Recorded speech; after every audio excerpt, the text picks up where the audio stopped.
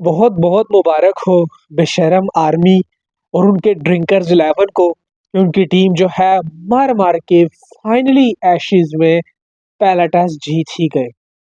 और उससे बड़ी चीज़ इनके लिए क्या थी कि 18 मैच हारने के बाद ऑस्ट्रेलियन सॉइल पे इनकी एक स्ट्रीक बन चुकी थी पाकिस्तानी टीम की तरह। तो वो हारने के बाद फाइनली ये कोई मैच ऑस्ट्रेलियन सॉइल पर जीत गए। और आप सामने देखें तो आपको टीम ऑस्ट्रेलिया को इतनी मजबूत दिखाई नहीं देगी, और टीम ऑस्ट्रेलिया ने बुरी क्रिकेट खेली इसलिए ये मैच जीत गए। यही टारगेट अगर 220 230 का होता तो ऑस्ट्रेलिया वो मैच आराम से 20 से 30 रन से जीत जाता। अभी तो ये टारगेट भी कम था, कम क्या था, इस पर भी फंस गए थे ये लोग। और जिस तरह इनका जो पिछले इनिंग्स के अंदर 110 पे कोलैप्स हुआ, उस हिसाब से तो मुझे यही लग रहा था कि ये टारगेट भी इनके लिए बहुत हो जाएगा और ये भी इनके लिए बहुत ज़्यादा मुश्किलात खड़ी हो जाएंगी, और वो हो भी गई। उन्होंने काबू कर लिया था, स्टार्क ने, बुलैंड ने और नसर वगैरह ने इनको काबू किया हुआ था सही तरीके से। बहरहाल ये है कि अब जो है इनकी बैटिंग ने थोड़ा बहुत जो है क्लिक किया। ऊपर से जो थे इनके ओपनर्स, डकिट ने थोड़ी सी अच्छी इनिंग खेल दी, 34 एक उसकी तरफ से आगे, करौली की तरफ से 37 आगे। टारगेट इतना बड़ा नहीं था, और टीम इंग्लैंड को जो था ना, एक विजन क्लियर था इस इनिंग्स के अंदर उनका कि भाई हमने जाना है और हिट करना है। उनको पता था कि यार इस विकेट के ऊपर जो है अगर हमने रोका तो ये टारगेट भी हम जो है चेज नहीं कर सकेंगे। एक विजन क्लियर था ना, इसीलिए मैच जीत गए। और थोड़ा सा अग्रेसिव हुए, थोड़ा सा आउट ऑफ द बॉक्स जाके इन्होंने कोशिश की, तब ही ये मैच जीते ऑस्ट्रेलिया से। और मानना पड़ेगा कि यार ऑस्ट्रेलिया ने बुरी क्रिकेट खेली है इस टेस्ट मैच में। आप देखेंगे दूसरी इनिंग्स के अंदर सिर्फ और सिर्फ 3 प्लेयर डबल फिगर में गए हैं। एक कैमरन ग्रीन थे, स्टीव स्मिथ और ऊपर से ट्रेविस हेड। यही बंदे थे, इन्हीं के स्कोर थे जिसकी वजह से 132 तक गए।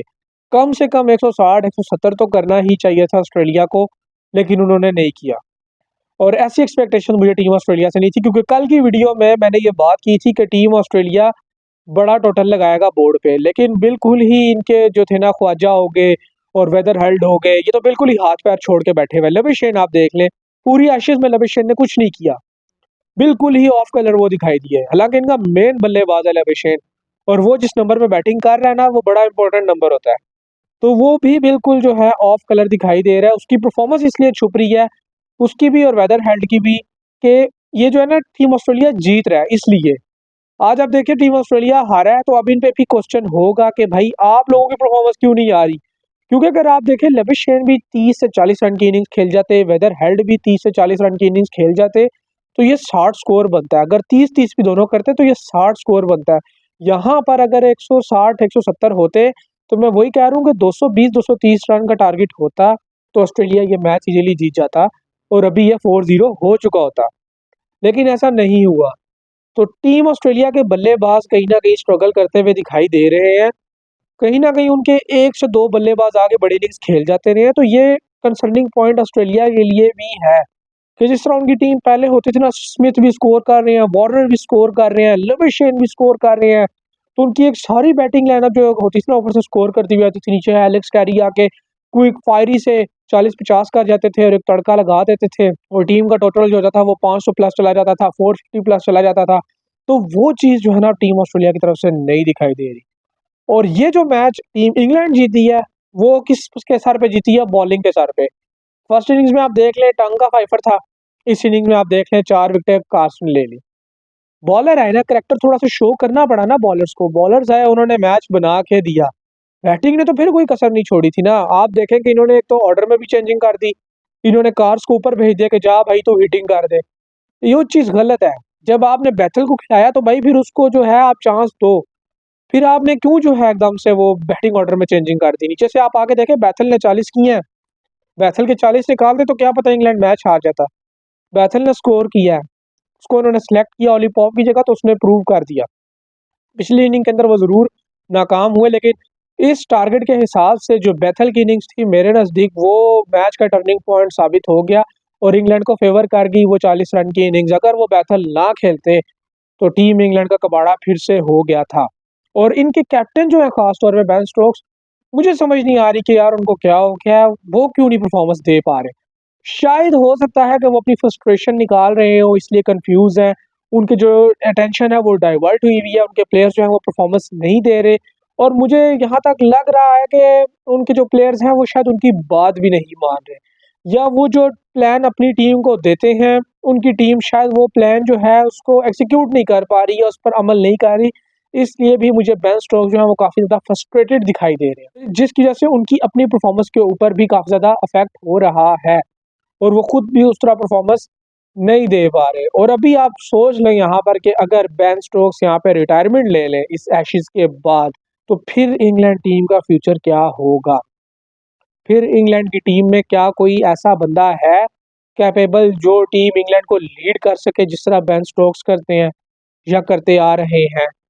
अभी उनका एक थोड़ा-सा बैड बैच ज़रूर आ गया कैप्टेंसी में, लेकिन उनकी कैप्टेंसी पे सवाल नहीं उठाए जा सकते क्योंकि उन्होंने अपनी तरफ से पिछले मैचेस में आप देखें उन्होंने कोशिश की, बॉलिंग से भी की, बैटिंग से भी की।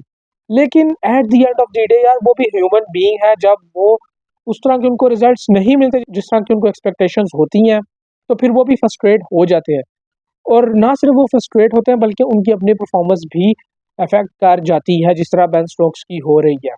पिछला टेस्ट मैच भी देख लें, ये टेस्ट मैच भी देख लें, बेन स्टोक्स कोई नुमाया कारकर्दगी with the ball and the bat नहीं दिखा सके।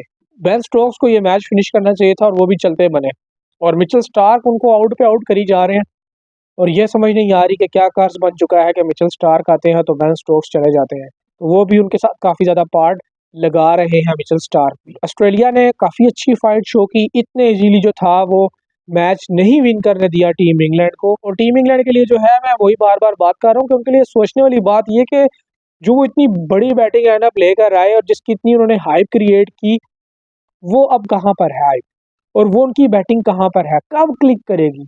अगर 175 के टोटल पे भी आप लोग 4 विकेटों से जीत रहे हो, तो सोच लो कि अगर 20-30-20 में ज़्यादा होते, 200 प्लस भी ना होते, 25 रन भी और होते, तो ये बाकी की विकेटें भी गिर जानी थी।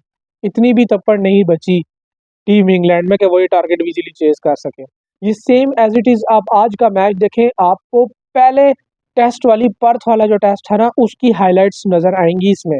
लेकिन उसमें आप टारगेट देखेंगे 200 प्लस का था और ट्रेविस हेड ने सेंचुरी की थी उस मैच में और टीम को वो मैच जितवाया था। और ऑस्ट्रेलिया वो टारगेट इससे मुश्किल विकेट पे 8 विकेटों से जीत रहा है और इंग्लैंड उसी सिचुएशन में सिमिलर कंडीशंस ही आप कह लें, क्योंकि मैच आप देखें 2 दिनों में ख़त्म हुआ है, पहले वाला भी और ये भी। तो सेम सिचुएशन ही बनी हुई है और इंग्लैंड जीत रहा है 4 विकेटों से। तो ये जो है ना कंपैरिज़न, इसको अगर सामने रखें टीम इंग्लैंड और उनकी मैनेजमेंट, तो उनको नज़र आएगा कि ये इस जीत में भी उनकी कहीं न कहीं काफ़ी ज़्यादा मिस्टेक्स हैं और उनको जो है इन चीज़ों को बेहतर करना है। वो जीत ज़रूर गए हैं और इस जीत के ऊपर भी वो इस तरह सेलिब्रेट करें, तो मुझे ये भी देख के हैरानी हुई जिस तरह शायद वो डब्ल्यूटीसी का फाइनल जीत गए हैं, या जो है उन्होंने एशेज़ को ड्रॉ कर दिया, या एशेज़ रिटेन की हो या एशेज़ जीत लिए हों, वो इस तरह सेलिब्रेट कर रहे थे इस जीत को। तो मे भी हो सकता है कि शायद उनके लिए बहुत बड़ी जीत हो, होनी भी चाहिए क्योंकि 18 मैचेस के बाद मिल रही है तो बड़ी जीत तो होगी, लेकिन इस तरह सेलिब्रेट करना बनता नहीं था इंग्लैंड का जिस तरह वो कर रहे हैं। अब इंग्लैंड के लिए यही है कि अपने जो और इनके जो है ना गर्दो गुबार और धूल जो इनके ऊपर आ चुकी है हार की और क्रिटिसिज्म की, उसको थोड़ा सा धोने के लिए अब इनको आखिरी टेस्ट मैच भी जीतना होगा।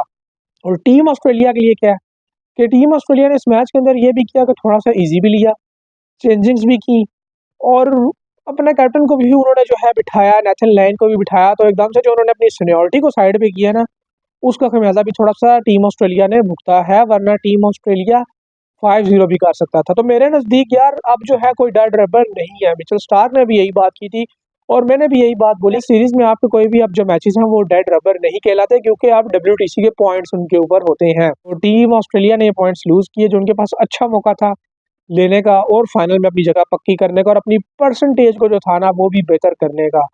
तो अब टीम ऑस्ट्रेलिया जो है आखिरी मैच के अंदर अपनी फुल स्ट्रेंथ के साथ आए, तो तभी है क्योंकि उन्होंने एकदम से जो चेंजेस की ना उससे उनको नुकसान हुआ, बैटिंग में भी हुआ और बॉलिंग में भी हुआ।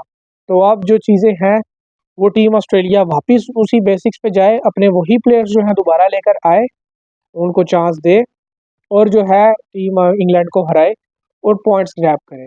और इंग्लैंड जो है वो पूरा ज़ोर लगाए और अपनी जो वो एक जिसे कहते हैं ना कि बहुत ज़्यादा क्रिटिसिज्म हो गया और उनको बैकफुट पे धकेला गया, उस चीज़ को ख़त्म करने के लिए या ओवरकम करने के लिए आखिरी टेस्ट मैच जीते ताकि एक इस सीरीज़ का जो है एशेज़ का अच्छा अख्तिताम उनके लिए हो और एक नए साल का आगाज़ उनके लिए अच्छा हो।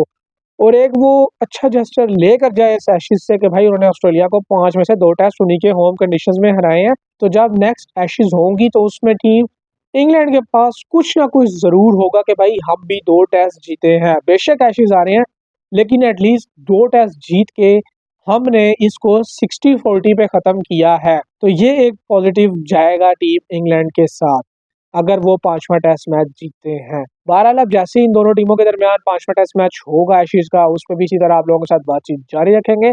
आप लोगों की जो भी राय हो इस टेस्ट मैच के बारे में और दोनों टीमों की परफॉर्मेंस को लेकर, वो कमेंट सेक्शन के अंदर ज़रूर बताइएगा। अपना बहुत सारा ख्याल रखिएगा। मिलते हैं आप लोगों से नेक्स्ट वीडियो में, तब तक के लिए अल्लाह हाफिज़।